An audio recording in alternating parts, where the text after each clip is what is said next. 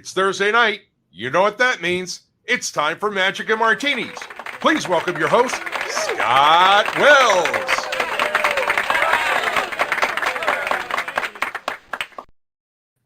And here we are. Ho, ho, ho. So glad that you guys can make it here this evening for this 30th episode, the holiday edition. As you can see, I'm here at my workshop here this evening, and I'm glad that you guys can be here with us. And there are a lot of people going to be coming into the room here. And as you do, please feel free, of course, to just post your comments. Be sure to put your questions over there, so this way I know you're here, whether you're going to be on YouTube or whether that you're going to be watching this over on Facebook, whatever that is your preferred stream. I thank you guys very much for coming in. And I see that we've got John Keever from Tampa Bay, Martini in hand. You're the man. Tonight, I'm making eggnog martini with a little bit of nutmeg. I'll show you about that a little bit later, about what I'm doing, about how I'm making that. Actually, that it's something good that we talked last week about Illusion Vodka. That is my brand. That will soon be available. In fact, it is available in Florida over there then, John, that you might be glad to know that. And my good friend Harriet, again from Michigan. Cheers to you. So glad that you're here, Harriet. Thanks again. And John's always with us also from Michigan. That another Michigander. Thank you very much. And PJ here in Houston, good evening. She is Eve, Christmas Eve. That's right. So she's working with me. So glad that you're here. Anyhow, we got to be having a great conversation here tonight with a lot of really wonderful magicians, and I want to really get started quick because that we have so much to talk about, and it's going to be it'll go really quickly. I'm afraid that I really want to get this going, and so with that, let me introduce my first guest. And what I like to do is, rather than talking about them, I feel like that if I just talk a little bit, or rather I show a video, it will tell you a little bit more about what the person does, and I think this will probably explain something about what our first guest does.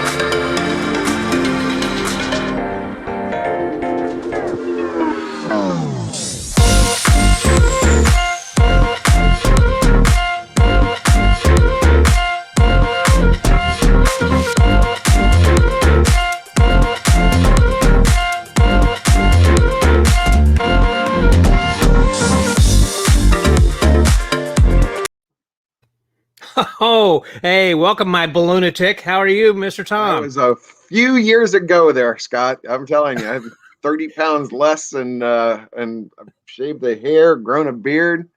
That was fun. That was a cruise. I'm doing good. It was fun to watch. That's, well, yeah, it kind of reminds you of some old times back when we used to do that kind of a thing then as well. Yeah. And I also have noticed that you're wearing a festive costume over there that blends in with the background of our lights that we see over here behind us. And I thought this is as close to Christmassy as I had in the closet here. That's great. And as Dwight says, can I get a cheers? So what are you drinking over there, Tom? I got my normal poison. I got a little Jack and Diet Coke right here. And love you, man. That's thanks, great. Buddy. Thanks for having me. This is great. Mitch Pereira, also good to be here from Washington, D.C. And we got also come in from New York over there, Long Island. Seth Kramer. Had him on a few weeks ago. Great to be there. And my favorite older son, Sean. I've got a favorite younger son who's Nick. He may or may not be here, but hello there, Sean. Glad you can make it. And that Yeah, Harriet said that Hi, she wants one of Harriet. these martinis. And Nick Lewin's in with us. Hey there, Oh, Nick. good. Hey, Nick, I'm supposed to get a package in the mail from you I haven't gotten. All the reason we got there. And of course, Joe Devlin. We were just talking about you, Joe. In fact, we're going to be bringing you up again a little bit later, talking about some egg bags. But before we get to that, let's talk. Let's bring in our next guest over here. Someone that is just, I don't know what else to say. He's just silly. Who here knows the names of the traffic lights? What are the names of the traffic lights? What's the names? Red, yellow, and green. That's very good. And I'm holding in my hand 3 handkerchiefs, red, yellow, and green. What does green mean? What does green mean? Tell me. What does green mean? What does green mean? Very good. What does yellow mean? What does yellow mean? What does yellow mean? What does yellow mean?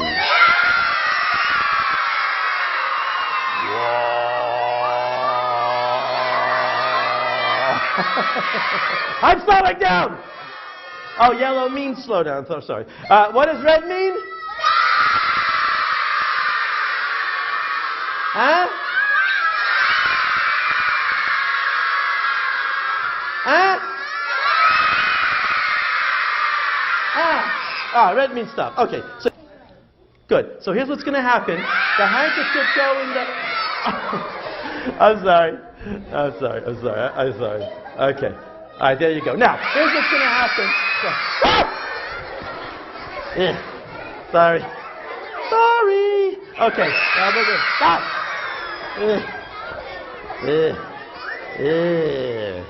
All right.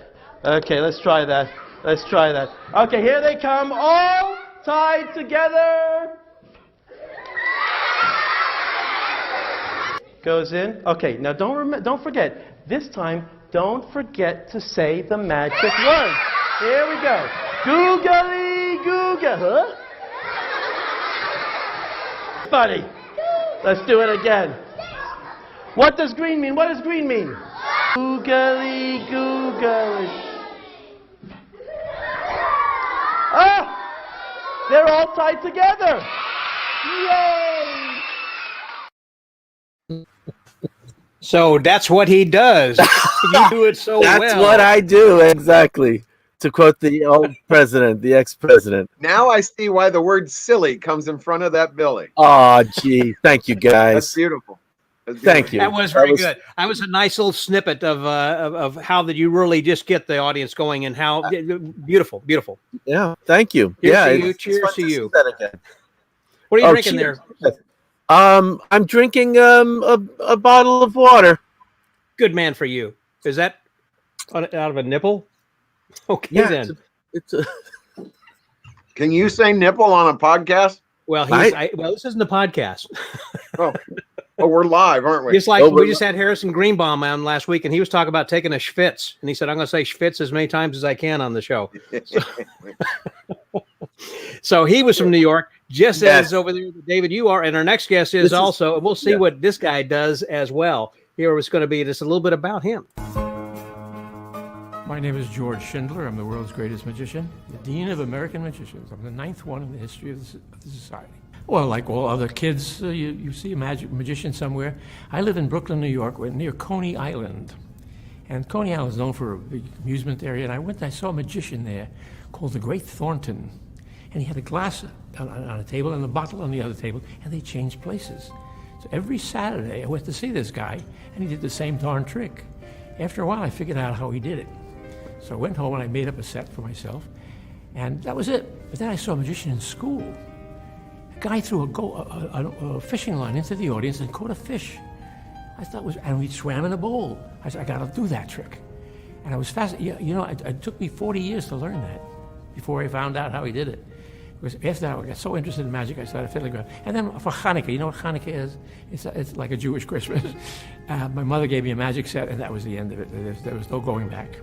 If you know anything about show business, you don't work every week, and you don't work every day. You needed something to keep in the background. And I wrote a book And we started marketing the book, and all of a sudden people asked me to write scripts. I was a gag writer for a while. And ventriloquists used to ask me to write scripts, but they couldn't get vent figures. So I found a guy who made vent figures. And I went to business. I was selling ventriloquist dolls, and as the business got bigger, I added magic and books. So I still have the business. If you want to buy it, I got a good deal for you right now.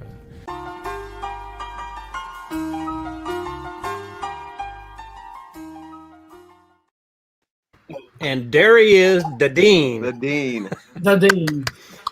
The dean. And what does the dean do? The dean don't do nothing. Cheers to you. Cheers to all of you guys. Thanks Cheers. for coming. Thank you very much. I like your drinks, Silly. We don't have any more people coming, do we, Scott? I'll get drunk. No, this is Oh, thank God. Then I'm done. Cheers. drunk and some David's a drink, I'm sure. Whew. I need to have that nipple thing. that was that's right. That's a special thing. Have you had that for a long time, David, or have you just bought that special? I've had it for 50 years. No, this is when I do my show, I drink water. I get very thirsty, so I drink water during the show, and I drink out of a baby bottle.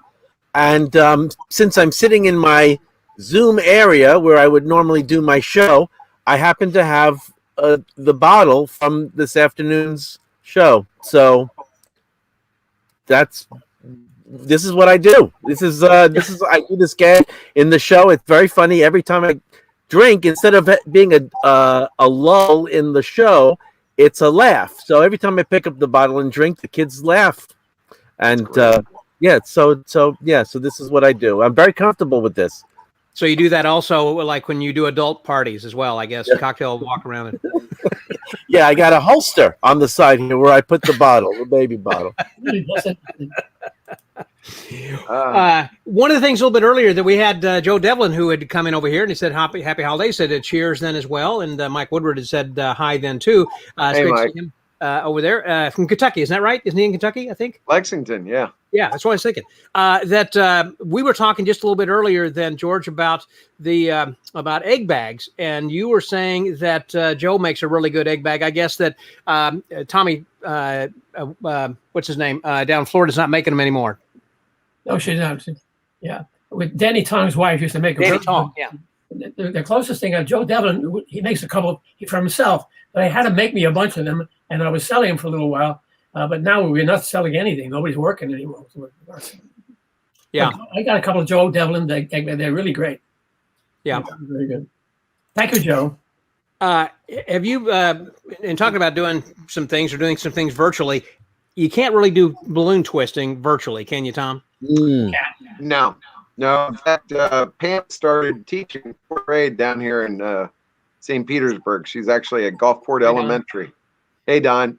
And I'm like a kid in a candy store. I'm sending her every week with balloons because I've not been able to twist a balloon in 9 months. And so she took in a Santa hat and Santa Claus head yesterday, and just different holiday balloons every day this week. So yeah, I can't wait. You can't blow them up. I'm using a pump now, so there's no germs or anything in them. But you got to hold them. And you'd have to hand them to somebody. So there's no twisting right now. So well, I think that part of the interest, I think, in twisting a balloon is actually the twisting itself, because it doesn't pop or anything, and then you can kind of put it aside. You can't give it to somebody, but I think just the making of it is kind of interesting though as well. Oh yeah, I mean the other guy that was in the video, Daniel Heron, who's been a friend of mine for 35 years.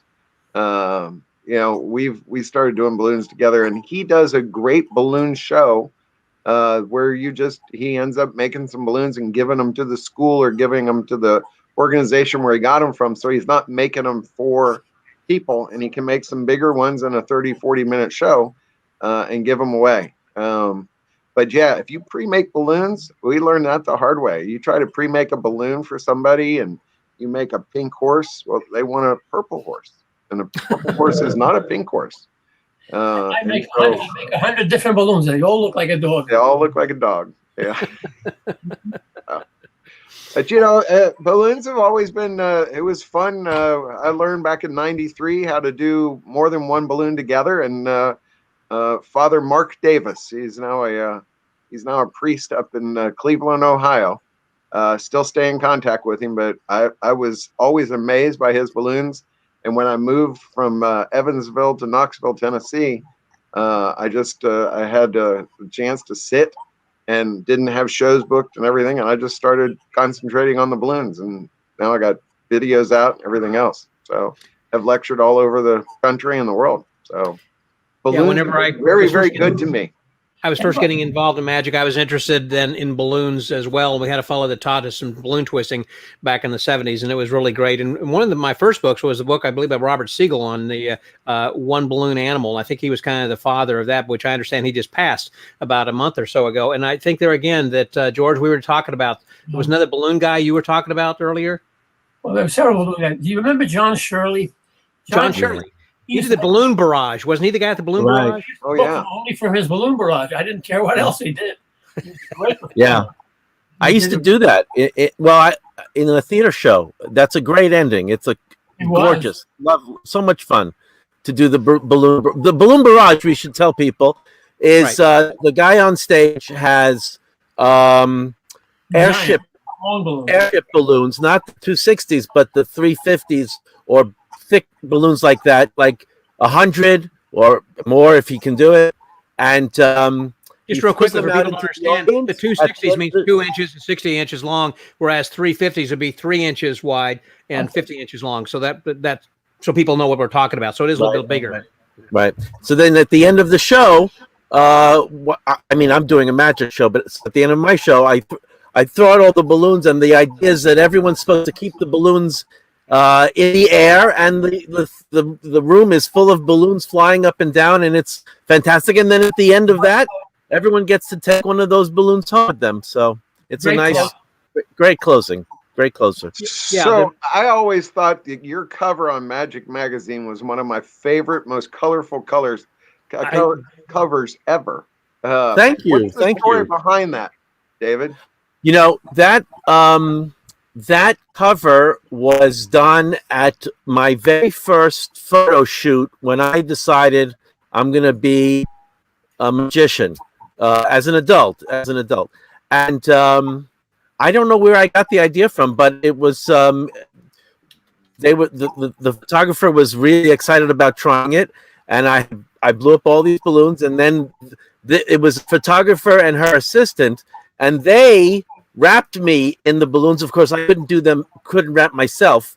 So they're wrapping me up. And then to shoot the photo, I'm all wrapped up like from here. Oh, we did all kinds of, the whole shoot was great, where I'm like sort of squirming around and I'm bending over, and the balloons are making me look like a caterpillar.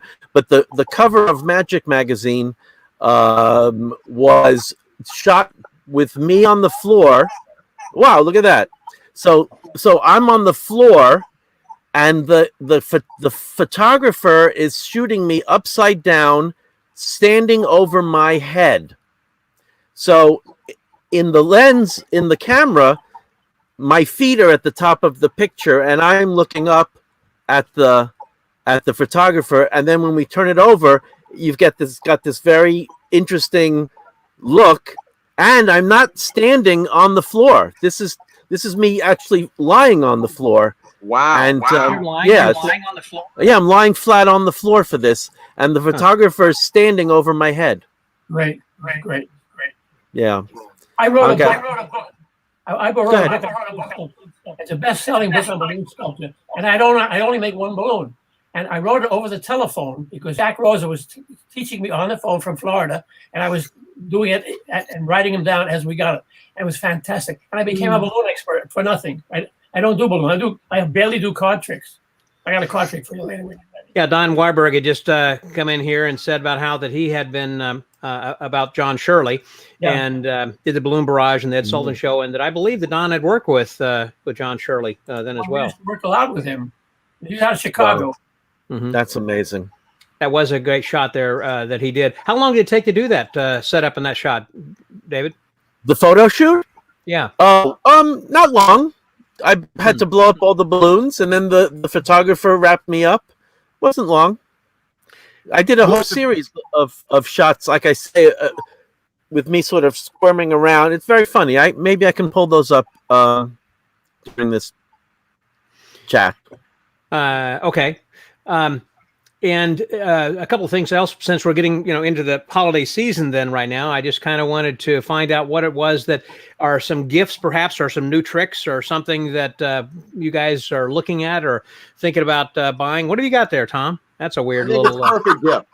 Pom-pom stick? I think it's a perfect gift. The only problem is you got to kiss from 6 feet away. Oh, Yeah. It extends and everything. I can't even get it all on the shot there. It's a 6-foot pole. Mistletoe to go, man. That's perfect. I've been doing a lot of reading lately, and I've been looking. Mike Close has a bunch of wonderful books that I just found again, and I found a trick in there, which I'll show you when you're ready. But The Worker series? His Worker series, yeah. I don't know which book I came out of, but I was fascinated by it. I thought I'd try it out, and if you'd like to see it, I could show it to you. You want to see this magic trick? I think now's a good time. Now's a good time. All right, let me get a deck of cards. Can you see the deck of cards? Yes.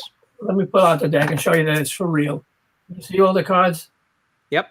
They're all big. Okay. Now, Tom. Yes, sir. I'm going to leave the deck here. Tom, there are 4 suits. I'm going to ask you to name a suit, not Blue Surge, but any Heart, Diamond, Club, whatever suit you name, we're going to use. I'm going to say hearts. Hearts. You want to change your mind? Last chance. No, I'm good with hearts. He's good with that. Okay, now, Mr. Wells, there are 13 hearts in a deck of cards. Yes. Give me one of them. Any number. Whatever you want. Number 8. Number 8 of hearts. 8 of hearts. Ready? Okay, we have this. We have a heart. We have 8 of hearts. And Billy, silly, give me a number from 1 to 52. From 1 to 52. How about 25, right in the middle? Oh, that's good. Okay, you ready? 25. Yeah. Here we go. Can you see? 1, 2. Let me go do that. 3, 4, 5, 6, 7, 8, 9, 10, 11, 12. What was the card? 8 of hearts. 13, 14, 15, 16, 17, 18, 19, 20, 21. What was the number? 25. 22, 23, 24, 25. Is this the 8 of hearts? It is. It is. Son of a gun, Mike Close. He did it again. That's beautiful. That's That was good. in the Worker series. Which book was that in? I don't know which book it is. There's a whole series called ACAAN. 50 different. This is the easiest way I know of doing it. It's a great thing. And I'll talk to you private. I'll explain how it works after the show. It worked. It worked fun. George, that's a good way to get people to buy the Workers series for Christmas presents, and that would be a good Christmas present for any working Sure would if you magician can out find them. They may be out of print. I think he made them electronically, like a download on a PDF, on a thumb drive. they're an ebook, right? I hope he's watching this thing. If not, he'll hear about it tomorrow. Hear about that. The thing that revolutionized those books to me was not only did he just so clearly explain the tricks, he gave you pattern, like step by step. Yeah. It would have taken 6 pages to tell you how to tie your shoes. I mean, they're just so clear. And they were all commercial things that he had actually done, because they were workers that he had actually. Where was it? He was a restaurant. What's the name of it? In Indianapolis? Illusions. It's called Illusions in Carmel. He did. I worked there a few times. It was a great restaurant, and we went to see him there because I wanted to see how and he really does the stuff in the book. Oh yeah, the most popular trick from the series is the frog prince, or the origami frog that he. Anyway, it's a great trick. I was going to say either that or the pothole trick, either one or the other. Yeah. Is the pothole in Workers? Yes, they're all in Workers. Yeah. Wow. Right. That's a great trick. He's a consultant for Penn and Teller, which is pretty good. Yeah, he and Johnny, and since Johnny left, it's just Mike, I think, now is the only one. Is it just Mike? I wondered if they had gotten somebody else to fill those shoes. No, but he was very, very good. Well, Anthony Dogstone likes the ACAN trick. Well, that's great.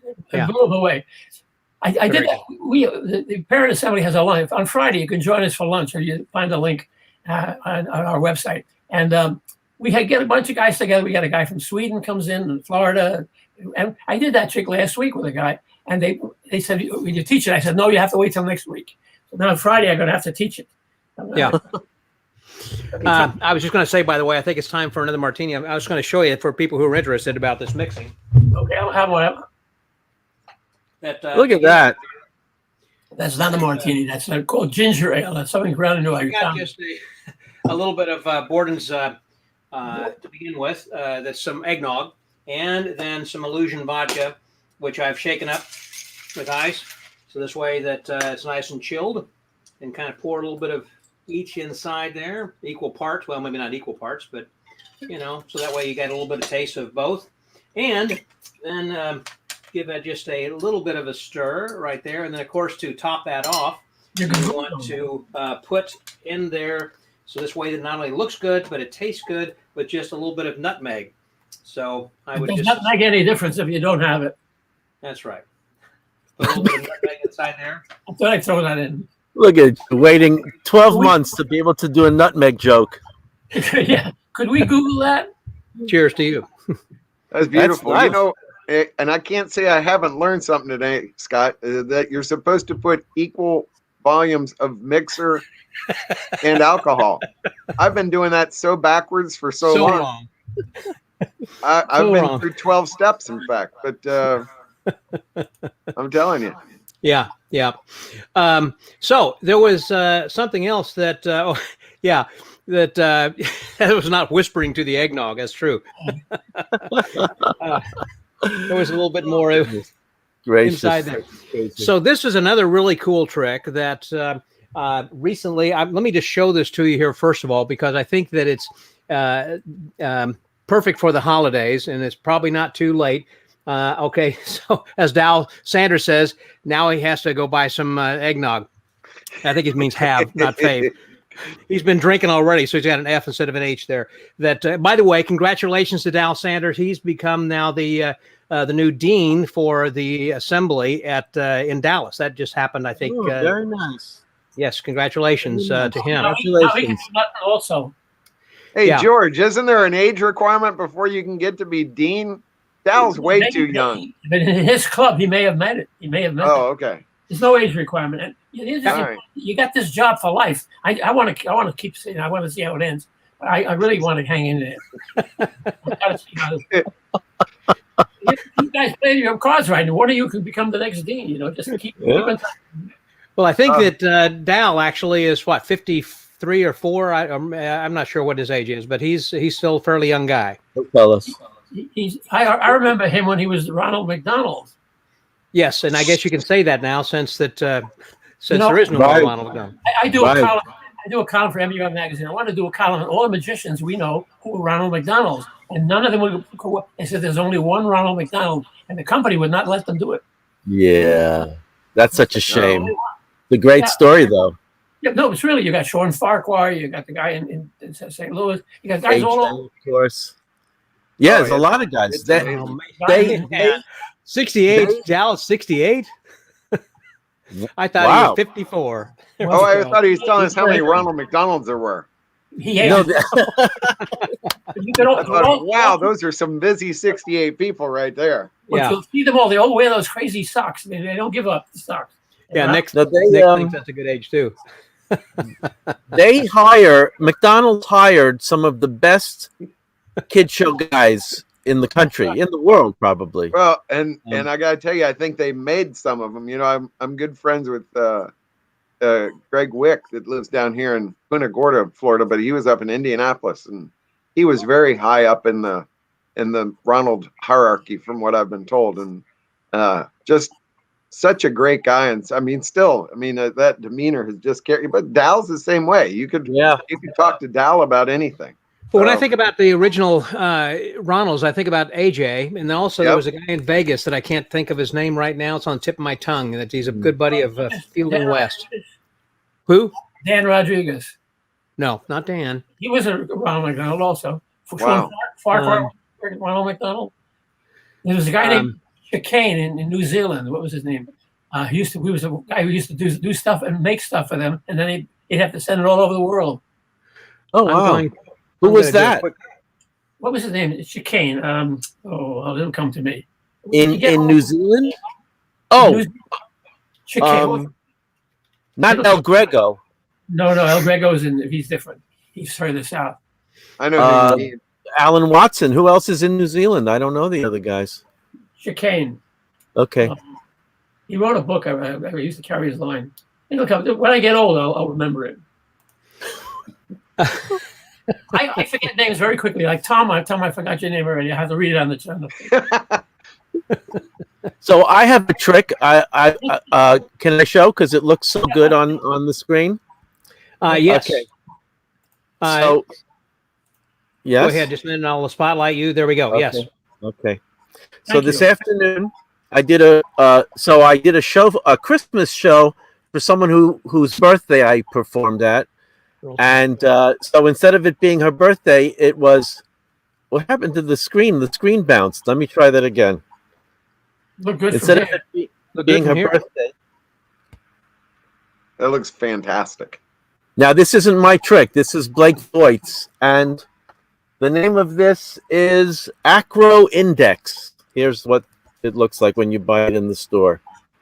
It's unbelievable and kills on the screen.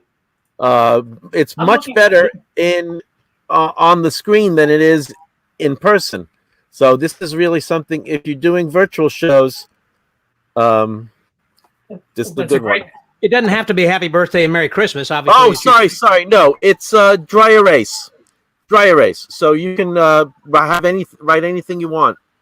Happy Hanukkah. Yeah. Happy Hanukkah. But, the one I was trying to think of, by the way, I just looked it up, and Al told me also that was Earl Cheney. Okay.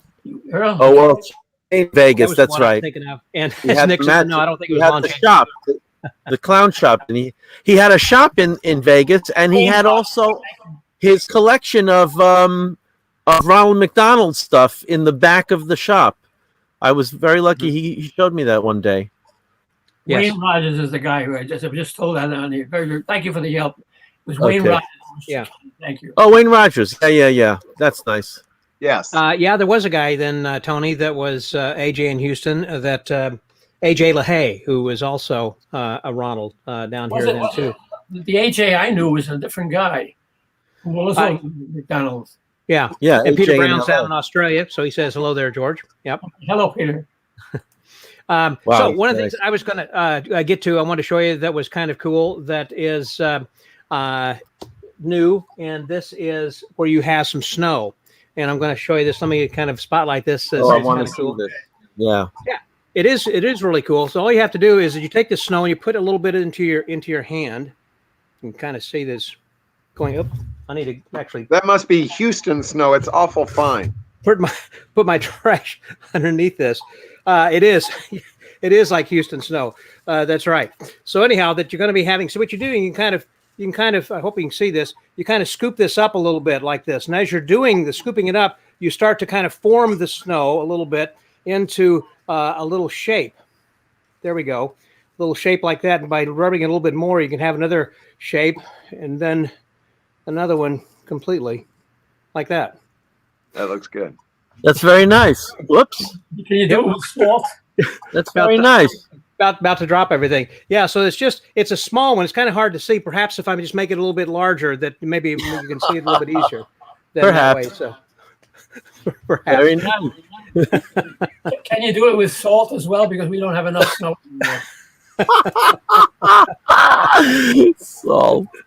Oh boy, Yeah, boy. That's good. We got a lot of snow last night up here in the Northeast. Enough snow. Yeah.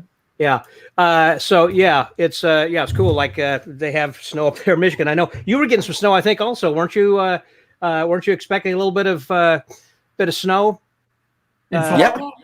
Up in your area in New York. Yeah, we got hit. I'm very lucky. My next door neighbor on the right hand side shovels the snow on the right, and the guy on my left shovels the snow on the left side. I have no snow in the middle. It was great. All my neighbors fluffed over. That's one nice part of getting old.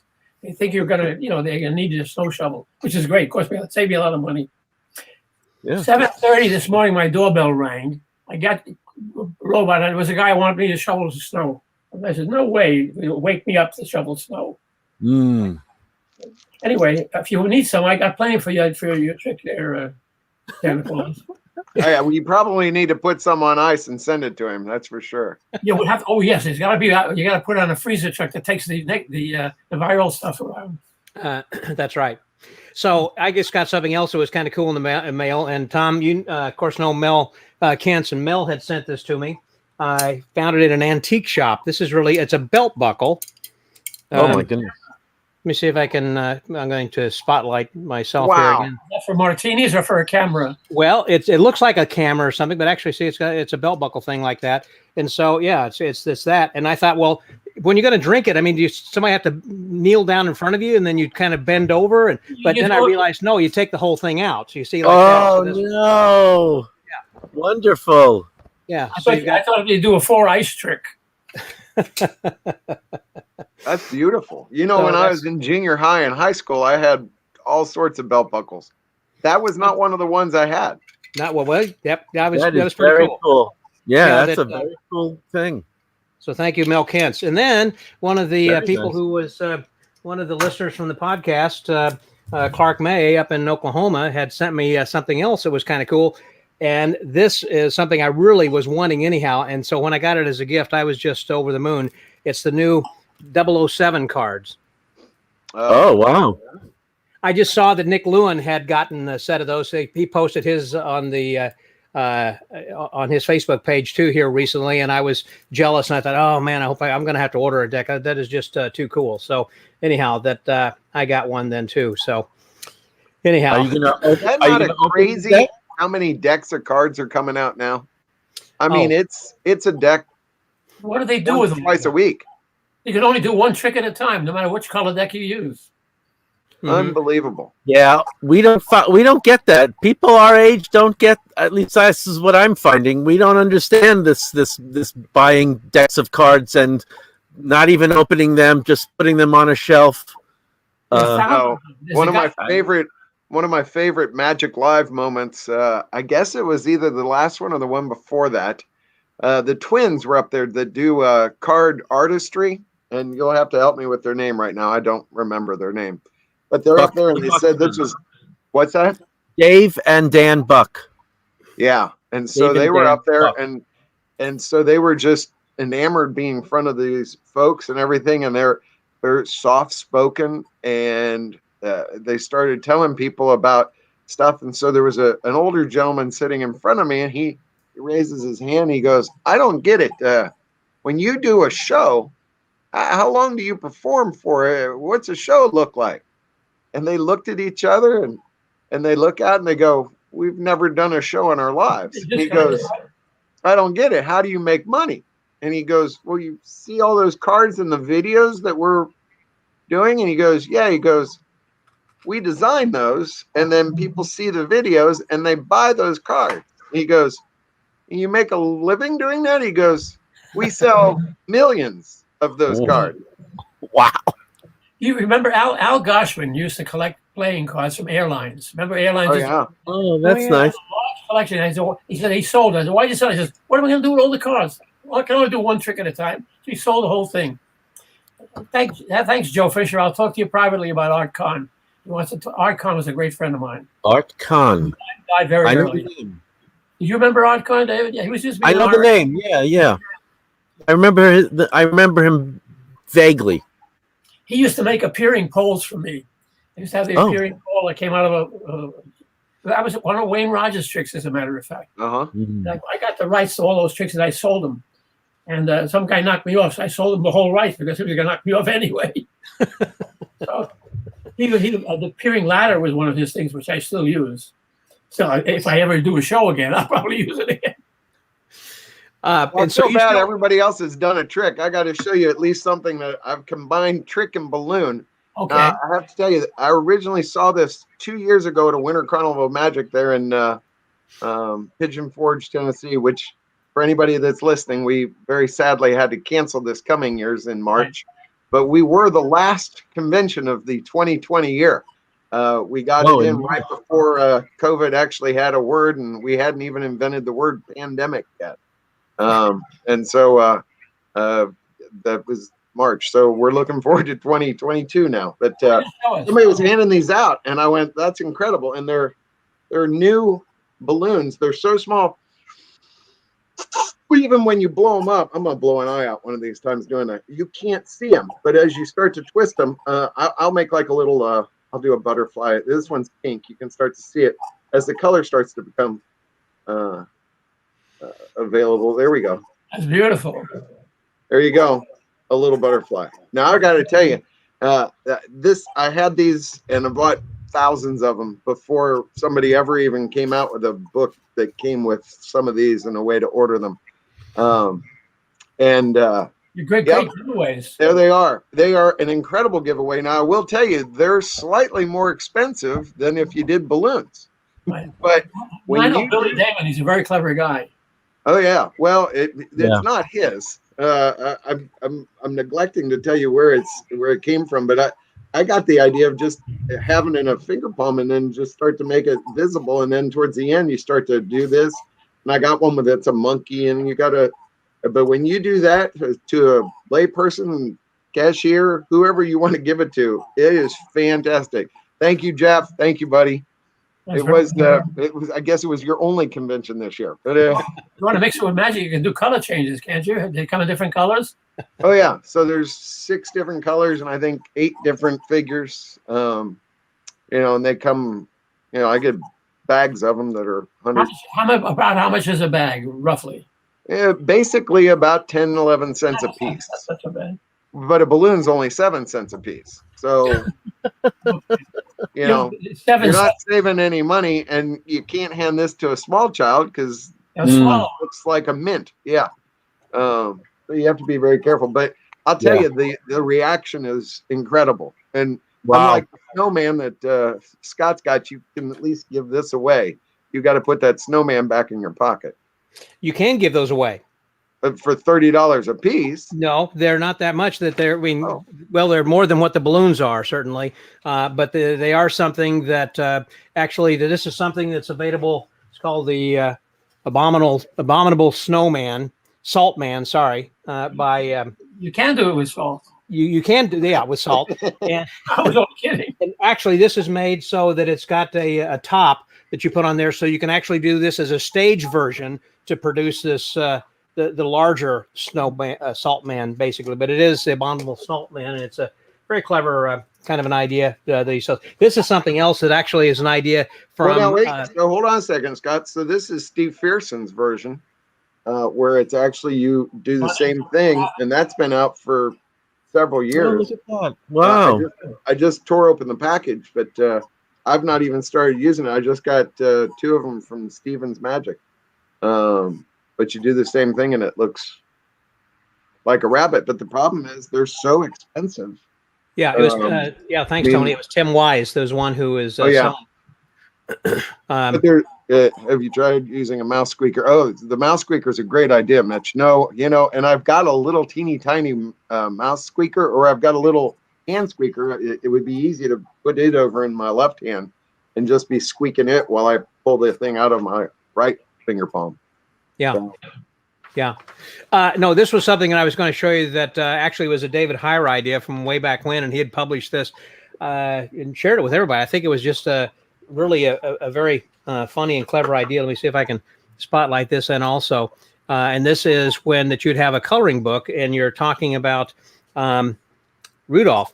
So as you have I don't know if you can see that over there, but basically, can you see that his? Yeah. So it looks like that his nose actually gets red. Right. Yeah. All you have to do is touch the screen like that. That's kind of cool, I think. Go back to the reindeer. That was funny. Very nice. Oh my God, listen to me. You got a whole store of stuff all around your table, haven't you? Well, I'm getting ready. Yeah, I've got some shows tomorrow. I've got a few virtual visits with the Fat Man. I'm very impressed that you guys are all working. I've not done a thing. I'm not working. I'm watching. Every night of the week, there's something to watch on my screen. Every different magician. Every night. Like I've gotten to do a couple restaurant lectures for a couple rings, Ontario and up in Buffalo, and I do restaurant magic because really what I've spent a lot of time doing, and have since 1985 when I've got sitting back and thinking about it. And anyhow, I've gotten to do that, but I haven't ventured into trying to do online shows. It's not enough for me to show the guys in the ring a trick. There are guys who are doing stuff. I don't know how they're making the money. Unless they sell their stuff at the lecture, probably. Well, have you seen Kyle and Misty's points? They're making they hit 2 million views or something the other day. What? Did you see that on Facebook? No, you kidding me? No, no, I don't know that they're watching the Magic. Who's that? But Kyle and Misty Knight. Really? No kidding. Yes, sir. I mean, she just posted. I saw something flash, and I Was that on hey, Instagram? Was it on YouTube or was well, it? she does Instagram posts and then copies them over to the Facebook thing where it flashes up and stuff. And so, yes, either one you can find them. But yeah, it's amazing. They've, the guys that have been able to figure out how to do that. I don't think we're going to be out of this anytime soon. Oh, you're right. I think it's going to be months and months. Lucy Darling is another one making a fortune. She's selling it all over. Every time you turn around, I thought my Facebook was wrong. I got a Facebook page the other day, didn't have Anthony Darkstone on it. It was very amazing. I thought it was like two computers broken. I had to get lighting advice from my photographer friend Michael Messing so I could figure out what to make this look like. Good. It looks good. Yeah. Well, it didn't originally. Yeah. I looked like I had a halo, and everybody said, "Why do you have a halo? Of all the people in the world, why?" But anyway, you could use a little up on top there. The halo would be good. I know. I'm like, oh dear. But this in the morning, this is black. It turns white during the day. You should stay out of the sunlight then. I do. I can't. I have to stay out of the house altogether. You're a vampire. I went out of the house this morning to find my garbage pail. It disappeared, and it was all ice. But I only have ice for you, kid. So. But now, Silly, are you getting to do some school shows and stuff? I've heard some of the guys are doing stuff at schools. Oh, I don't do schools. I mean, I can do schools, but I'm not a school show guy, so I don't get calls for schools So what's your market now? at all. It's birthday parties for me mostly. That was a big birthday party in that opening clip, then. Oh yeah, that was shot at a school. Yes, Okay, indeed. good. That was shot at I need to start partying in New York. All those kids had a birthday that day, right? No. They did that for me for the shoot. They just gave me a bunch of classes for the DVD shoot. Oh, that's from awesome. We got to find a trick that we could do that'll fit our personality, that'll fit on a little Zoom page. All I got is this one box. I don't have extra cameras. I don't have extra mics. Yeah, but there's stuff out there. There's great stuff out there now for Zoom shows. And just think, you can do any close-up trick on the camera, and it looks fantastic. But I can't ask for somebody's hand. And I do all audience participation. You can't ask for They They can pick a card. You can do a riffle force, and they can pick a card. There are two or three good forces, but basically, there's very few tricks that fit my personality. I can do loads of tricks. There are plenty of tricks around, but you want something that's going to fit your act. My Magic Castle act is 23 minutes. Great act, but you can't do it without people. Every trick needs a hand or something, a person to react with. So it's very difficult. So we talked about those new cards. I got to tell you, one of my favorite things I learned during this COVID, the new decks that we were just talking about come with a double backed card. Yeah, they do. It's interesting, isn't it? All of them. Yeah. So if you'll take and put an inverted card underneath it, your card, underneath a double back, and you do a turnover force, not a cut deeper. You just have to turn over one half. And so when you turn that card over and you go to the first face down card, it's going to be the card that was up underneath the back. So you'd have double back, inverted force card, rest of the deck face down. You riffle down and you just turn over one time and you go to the first face down card. It's going to be the one, it's going to be the one under it will be the double backer. So it goes up above it. You're not only confusing the lay people watching this, you're confusing me. I wish I was just looking to my right to see if I had a All you double have back to card. do, if you need a double backer, pick up a double backer for a dime, and to use your bicycle or Phoenix. Right, but I don't have one here to be able to show you. But it's one of the most amazing things, and I'm like, well, we just made everybody a magician. Okay, I got a double backer over here. So I got a double backer. So take the NX card and turn it face up. Turn on top, turn it face up. Okay. Right. Now put the double backer on top of it. Yeah. All right. So now you cut somewhere. No. Cut and turn it over. Sorry. Cut and turn the top stock like over. That. Like that. You don't have to go cut deeper. Now just go to the first face down card. Oh. Yeah. But you can do that with a regular card is going to be that other card. But you don't have to buy a deck for that. I mean, it's going to be that one because the next one's a double backer. Right. Okay. But you don't see it because it's on the face on the deck. So show George. Yeah. Okay, let me see if I've got I'm going to spotlight this then again. So you have then the double backer that's going to be on the top over there to begin with. Is that right? Yes, but invert your first you invert, card. This card. Okay. And then they just say stop at some point. And okay, the three of spades is going to be the one that we're wanting them to take. So when you turn that over this way, whenever that you go down to that first card, yep, you turn that over. There it is. Beautiful. Is that not great? That Who is said nice. this COVID thing was bad? Who said it? It wasn't me. There's knowledge to be had while we're all tied up sickly. What happened to Tom?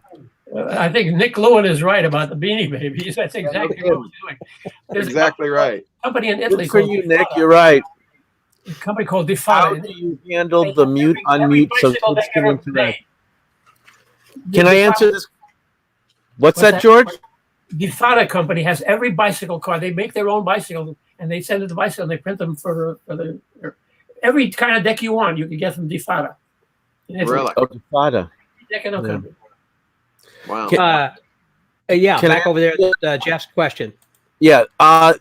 If I have as many as 15 or 20 kids, or not kids, but units, people, Houses. Houses. Thank you. I leave everyone unmuted because I love hearing the feedback myself, and I want the other kids to hear the other kids getting excited, and that raises the enthusiasm level for the whole room. If there's more than 20, then I mute everyone, and then I will watch some of the kids like at the before the show begins, and I can find some kids who look like they're really getting into the show, but it's just them sitting there watching. So I'll unmute maybe if I have more than 20 people, then I'll unmute about 5 people to get that feedback. That's the biggest thing that we're losing out on the virtual shows is the feedback. That's the feedback. Whenever that that's the heroin that we need. That's the juice that gets us going. The feedback. Absolutely. As I said, you got to unmute Harriet, and everything else is good. You go to Abbott's, they all yell for Harriet. They don't care who the chick is. Harriet. That's all they want to say. Right, Harriet? She's there somewhere. I see Harriet takes care of all the Zoom shows every night. I see Harriet as one of the people in the audience. She's there all the time. Everything. She is. There. But, I was watching, you were talking earlier then, George, about the SAM lectures and things on Friday night, and that there was a one that Harrison Greenbaum had done just recently. And he was saying, okay, I want people to unmute themselves. So this way I can actually hear the laughter and the applause, over there. So anyhow, until that you start hearing too many dogs bark in the background or whatever. So anyhow, I just think that's a good idea to kind of unmute everybody if you're going to be doing some humor and you want some applause and laughter and whatnot. But I think with kids, it's a little bit different over there than it would be for adults. Well, I'll tell you, when I do birthday party shows, here's a tip. This is a legitimate tip. When I do birthday party shows and I see the grandparents, they get muted because the grandparents are not watching the show. They're just talking to each other. And they're talking about their grandchild and they're sort of pointing and looking. So mute. So if you've got a birthday party situation and you're doing a kid show, then I would mute. If you just see adults on the screen, I would mute those guys right off the bat. But I like to hear the feedback, and I like the kids to hear the other kids' feedback because it's sort of they elevate each other. Yeah, sure. Exactly. Hey, David, that could be a new product you need to bring out after this COVID thing. Yeah, what's that? How do we mute the grandparents and the adults in a show anyhow? Yeah, that even if it's live, in-person show. Yeah, I'm telling you, every time I've done the country club shows, it's like we're here for the 30 kids, but oh my heavens, I got to compete with the adults. That you just wrote the first post-COVID joke, which is when you're doing a live show in May 2021. You pick up your remote, you pick up your remote and you try to mute the parents who are talking in the back of the room and say, gosh, I liked it better on Zoom when I could make this happen. There's a joke. That's a post-COVID. That's the first post-COVID joke that we can all run with it. People can use next year. You got better readership than I have. Yeah, that's funny. Great. Yeah, it's funny. What are you guys doing during the COVID thing? Are you doing something special when you have free time? You're reading old magic books, or what are you doing? I don't have free time. Well, you're busy. You got 15 shows running at once. But that's fine. At least you're keeping busy. Yeah, I'm looking on asking me that question, George. I got plenty of free time. So, I don't. I put together. I was back for months reading Daryl's, looking at Daryl's rope trick and watching other rope tricks and getting out my encyclopedia rope magic. And I literally, for the first time in my life, put together a rope sequence that I'm kind of proud of, that I like. There you go. Good. It's still not smooth as I'd like it. Put them all together and do a lecture on Zoom. Well, I guess I could do that, but and just teach, because I'm not even. I like sharing the magic personally. I mean, I think this is great. I just looked at my watch a minute ago and went, "How long do we get to go?"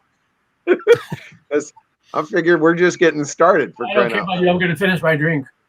But, like you said, you just want to stick around long enough to see what's going to happen at the end, George, right? Absolutely. That's exactly right. Well, one of the reasons that I've actually been doing this virtual happy hour for the past 30 weeks, this is the 30th week consecutively that we've been doing this, is just because that I miss this camaraderie, this opportunity to kind of chat with good friends that we normally just, when we're at a convention, we're kind of sitting around the bar, we get to see each other and chat and go out to dinner or whatever. And that I just miss that opportunity, whether we're drinking or eating or just doing card tricks or telling jokes or whatever. And I'm missing that. And so I'm hoping that what I've done over the last 6 or 7 months over here that we've been doing this, that people who've been tuning in have been getting a good feel and the flavor of that because of the mixture of people that we have, and that we could obviously go on just a whole lot longer, talking about. Hey, I'm curious, David, have you been on one before? With what? Scott? One of the other 29, George? No. Because like in a 5-day magic convention, there's only 15 meals. I'm starting to figure out why I don't get to go eat with Scott. In January, I think Jeff McBride wants I'm number 30. Jeff McBride is on Monday nights. Who's on Tuesday nights? Franz Harari. Wednesday is Harrison Greenbaum. Thursday is this show. Friday, go for lunch between 1 and 2. Go on Facebook, look up the Parent Assembly link, and you get a link to our lunch. It's this with 20 guys. We got a guy from New Zealand, the guy from what's his name, shows up, Eklund from Stockholm. He's got to get up early in the morning to watch our show. It's great. Speaking of things, by the way, that I want to put this up over what there. are we doing here? My God. Did you go and see that yet? I watched it. I watched it yesterday. Oh, I didn't go look yet. I laughed so hard. So funny. What was that? There was this. So- Okay, well, hang on a second. I think somebody ought to explain that because people are reading Hitler on virtual magic shows, and They don't know what it is. Jewish guys going so funny. I think somebody ought to explain that real quick. Yeah, I got a couple of Jewish guys. That's good. Let me hear what it is. Okay, Go ahead, if you want to Scott. go ahead, since you just watched it yesterday, then explain it, Okay, David. so there's like a 5-minute clip from a World War II film. I don't know. It's when you Google it, people know what film this is. I don't remember the name of the film, but anyway, it's a scene from a World War II film where Hitler is getting very upset at his lieutenants, and he's getting very upset. So if you go to, you see it says captiongenerator.com. People are going to this website and they're adding their own captions to the dialogue in the film. And if you're a funny guy, you can write a very funny scenario. Because they're speaking German. Because they're speaking German, thank you. They're speaking German. And they have been doing this in every niche. You know, we're magicians and we think that we're the center of the universe, but you know, the racquetball guys have a racquetball version of this. You can look it up on YouTube. There's thousands of people have added their subtitles. Anyway, and this one's very funny. It's about virtual magic shows. It actually came out very early on in the pandemic, in the early months. So there's a few things that it was funny. I got to admit, it was funnier in the first few months because none of us knew anything about virtual shows, and we were, and Hitler is going through the same emotions as we all were at the time. So that was very funny. Anyway, you got to go to that link and watch it. It's very funny. Yeah, That's beautiful. something completely different. Yeah. Well, this has been great. I want to start to wrap us up because I've heard I think that it's last call here. The bartenders have said, and so that yep, I see everybody's getting a little bit low, including myself. I'm starting to run out of a little vodka over here then too. Hey, And David, so- pass that nipple over here. I'm getting a little jealous. Yeah, well, you got some salt I can put in it. Can you pour some salt? Yeah, Tom, George. Yeah, but again, the reason that I've been wanting to do that, by the way, yeah, Nick said he saw Hitler talking. It was about Chris Angel. That was kind of funny. Yeah, that's That's interesting. in that. It's in that one. Yeah. Yeah. Anyhow, that I want to thank you guys again for being guests over here on this, and that the whole point of this for the last 30 weeks has been really for us to kind of get together. Just as you said, George, each night the people are trying to do this, and I found my niche. I've always had this Magic and Martini Thursday that I say for probably 20 years, and I just had this. Are you a member of the Magic Castle? They have two shows a week. If you remember, if you're not, you pay money. But they're interesting shows. They do it from around the world. Right. That's amazing. Yeah, and also same thing with Magic Circle. I think it's wonderful what they are offering on Monday nights that you can even wherever you are in the world be able to watch the Magic Collectors is this next week as well, but they're very good also. Magic Collectors. Yeah, on Sunday nights. They've been off now until January, and the same thing here. That I'm going to the next 2 weeks. Thursday night is going to be next Thursday is Christmas Eve, and then the next Thursday is New Year's Eve. Mm-hmm. So we're not going to be meeting until next January, for about 3 weeks from now, so next year. But one of the things I wanted to mention also for those who may not know that we had today on today's podcast, we featured Charles Green III. Haven't seen him around, I know, in a while, and had a lot of good comments that he's just a great guy, trade show magician. And he used to also a long time ago do the some restaurants here in Houston. And so he has also, he's a collector of different kinds of posters, and he's writing a book on Ionia. And this next week that we're going to be having a podcast that's going to be featuring Murray Sawchuk, because typically I don't like to talk about what's been happening right now.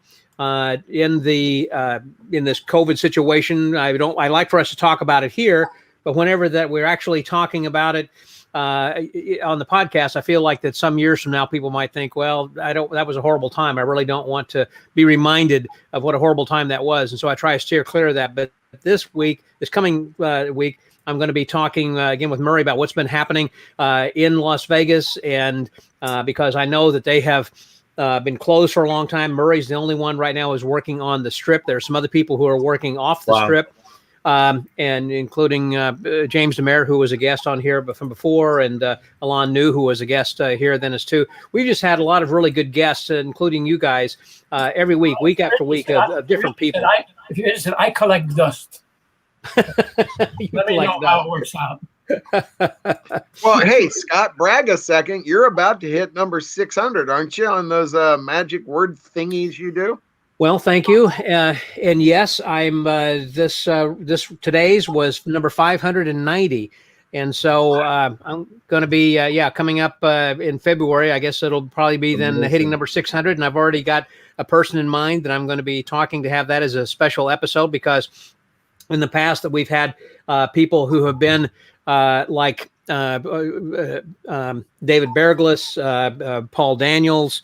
I'd forgotten who else. We've had some other people. Darren Brown in 500 was Darren Brown. That's right. 500 is Darren Brown. When I came out to see you, we wait had a dinner second. afterwards. Hey, hold on a second. Wait a minute there, Scott. Hey, David, are you busy in February at all? I mean, you got a little free time, George? Oh, I'm for the next year. I'm just saying we could. We're available. You're available for the 600. I got a technical question for you. George and I are free. I was listening to that Schwitz thing with that, and I couldn't get off my phone. It was on. I shut my phone down and put it back. It was still on there. How do you get rid of those things? I mean, how do you? Can't get rid of me. You can't get rid of me. No, but I mean, how does it end? I have to listen to the whole thing. I can't get off my phone. You can say stop. You can say Siri stop. And you can go George, you ought to have Scott come by your house, and then all of a sudden he goes, "Hey Alexa, play Magic Word Podcast," and now I'm stuck listening to it all the time. The only Alexa I have is on my Fire Stick, and I really don't know how to use that. I'd rather watch these things than watch Netflix anytime.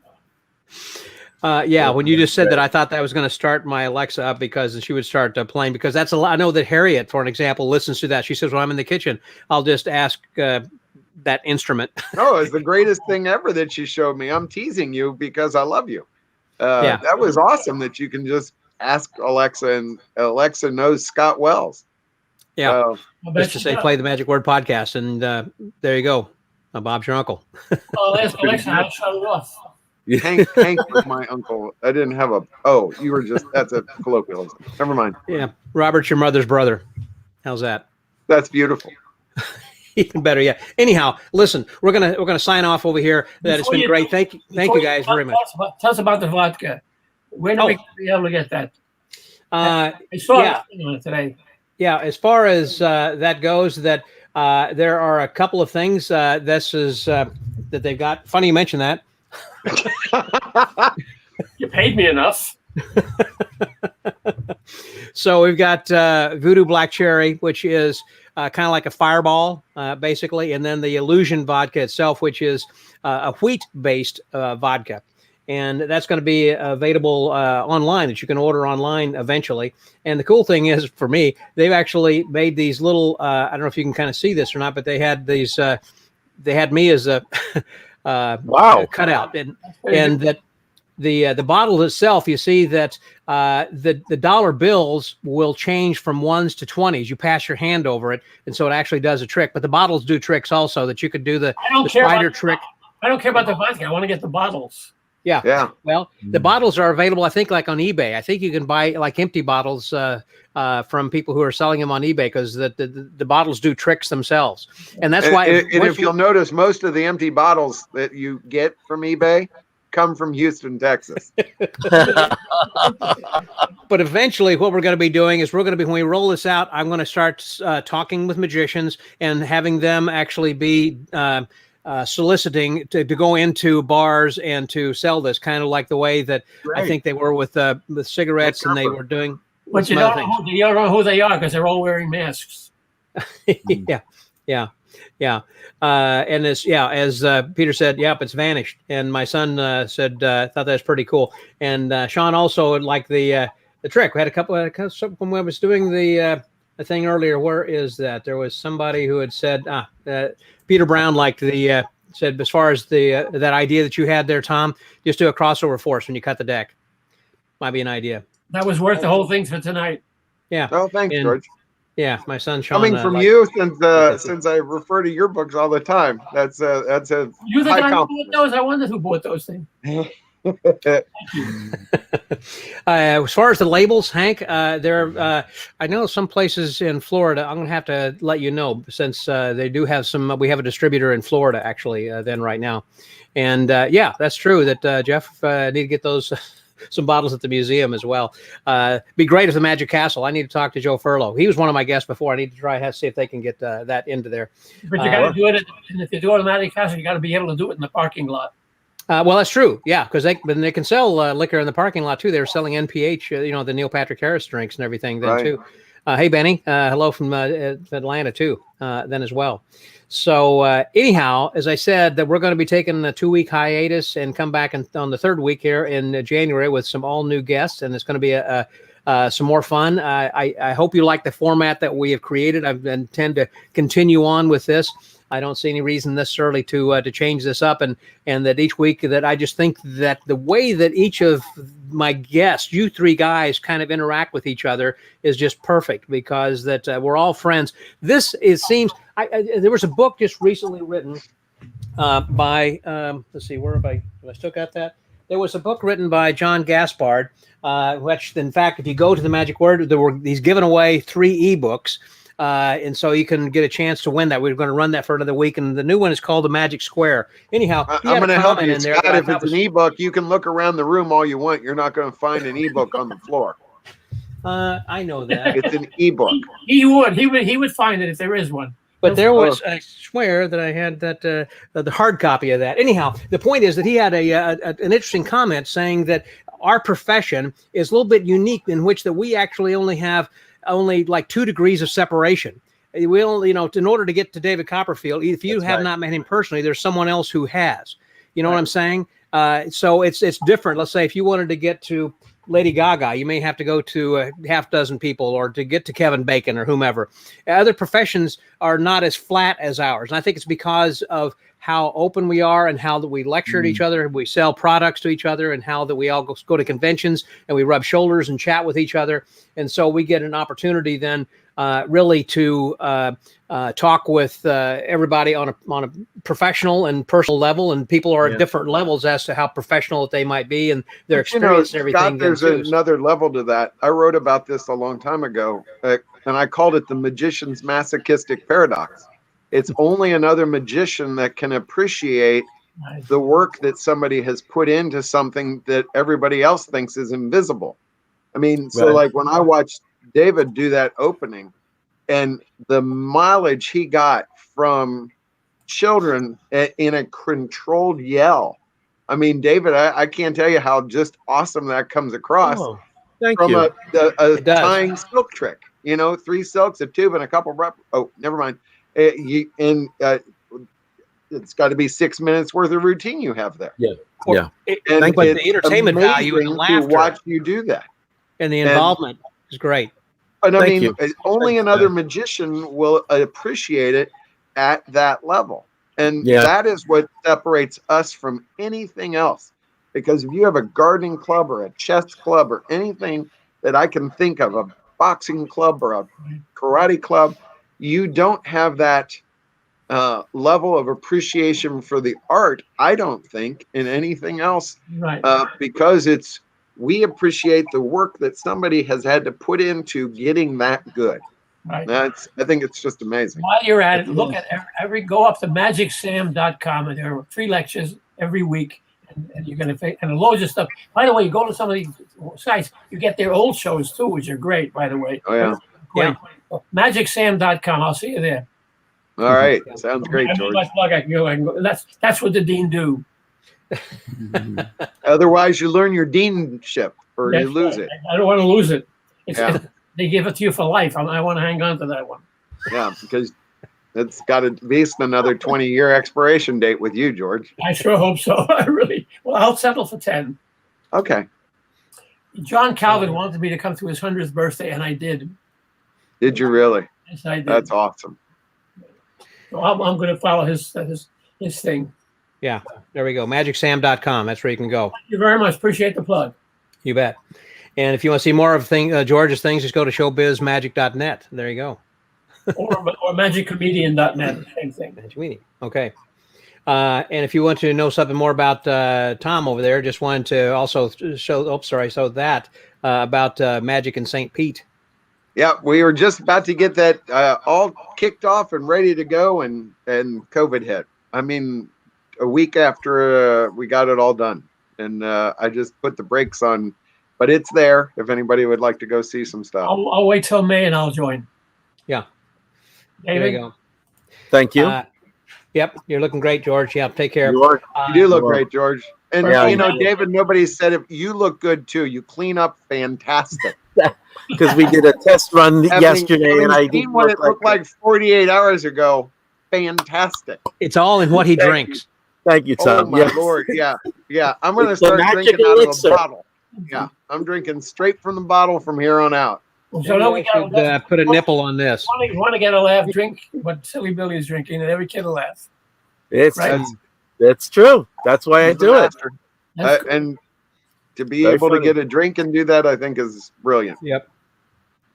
Okay, We're looking forward to your 100th. I want to be there for my 100th birthday. I want to have a party. Well, just out of curiosity, are we other three invited for this 100th birthday when you get there? Absolutely. Are you kidding? I wouldn't invite anybody else. Like Okay. just 4 of us. I'll be there. I'll be there. Thank you. Good. Hey, thanks, Ron. Yep.